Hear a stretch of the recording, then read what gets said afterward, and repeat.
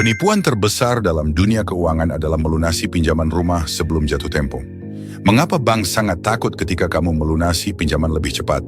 Misalnya kamu meminjam 1 miliar rupiah untuk membeli rumah, dengan jangka waktu 35 tahun dan suku bunga rata-rata 7% per tahun. Total uang yang harus kamu bayar adalah 3 miliar 100 juta rupiah. Jika kamu membayar sesuai jadwal selama 35 tahun, bank akan mengantongi 2 miliar 100 juta rupiah hanya dari bunga. Tetapi jika kamu berpikir bahwa bank hanya ingin bunga sebanyak itu, berarti kamu masih melihat masalah ini terlalu dangkal. Dalam seluruh sistem keuangan, ada sebuah mekanisme yang sangat penting. Sekuritisasi aset. Penjelasan sederhananya seperti ini. Bank akan membawa surat utangmu dengan nilai total 3 miliar 100 juta rupiah, kemudian menjualnya kepada lembaga keuangan lain dengan harga 2 miliar 200 juta rupiah. Dengan begitu, bank langsung mendapatkan kembali 1 miliar rupiah modal pokok plus 1 miliar 200 juta rupiah keuntungan cepat. Dari luar terlihat seperti bank rugi 900 juta rupiah, tetapi kenyataannya mereka mendapatkan uang dalam waktu sangat singkat untuk memutar modal lagi, mengambil 1 miliar rupiah itu untuk meminjamkannya kembali.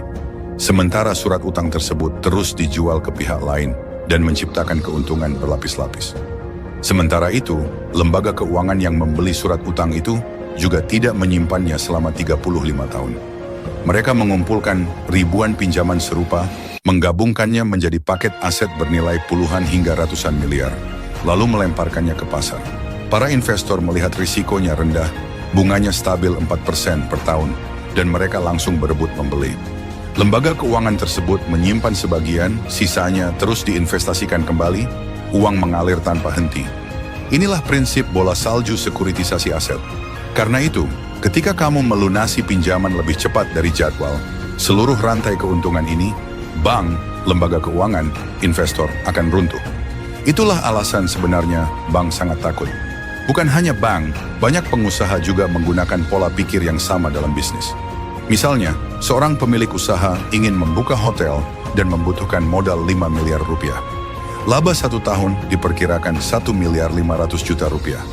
Jika ia hanya memakai modal sendiri, ia hanya bisa membuka 1 hotel. Namun ia memilih cara lain. Ia menjual hak keuntungan 5 tahun kepada investor dengan harga 6 miliar rupiah. Dari luar terlihat seperti ia rugi 1 miliar 500 juta rupiah. Tetapi kenyataannya ia langsung memegang 6 miliar rupiah. Cukup untuk membuka 1 hotel lagi. Setelah itu ia kembali menjual hak keuntungan dan membuka hotel baru. Setelah mengulang beberapa kali, dari modal awal 5 miliar rupiah, ia bisa membuka 8 hotel dan setiap tahun menghasilkan laba 12 miliar rupiah. Itulah cara kerja pengelolaan modal, mengubah arus uang menjadi aset, lalu menggunakan aset untuk menciptakan arus uang baru. Sebagian orang seumur hidup hanya bisa menjalankan usaha kecil dan tetap berada di bawah tangga ekonomi. Tetapi sebagian lain berkat kemampuan memutar modal bisa menggandakan, melipat gandakan, bahkan mengalihkan skala bisnis mereka dalam hitungan tahun. Jika ingin menjadi kaya, kamu harus memahami satu hal. Uang bukan hanya untuk dibelanjakan, uang adalah alat untuk menciptakan lebih banyak uang. Tetapi untuk melakukannya, kamu membutuhkan 2 hal, cara berpikir yang benar dan mentalitas yang kuat. Kalau sekarang kamu sedang terlilit utang, tidak punya uang, tidak punya sumber daya, tidak tahu harus mulai dari mana, setiap hari hidup dalam kecemasan, bahkan sempat terpikir mati. Bagaimana cara dalam 1 tahun kamu bisa menghasilkan 1 juta yuan, sekitar 2,3 miliar rupiah, melunasi semua utang, dan jadi orang kaya? Aku beritahu kamu satu rahasia saja. Tidak perlu hemat mati-matian, tidak perlu investasi rumit. Meski kamu tipe yang tiap bulan habis gaji atau terkena utang kartu kredit, di akhir tahun kamu tetap bisa mudah menghasilkan angka 7 digit. Kenapa?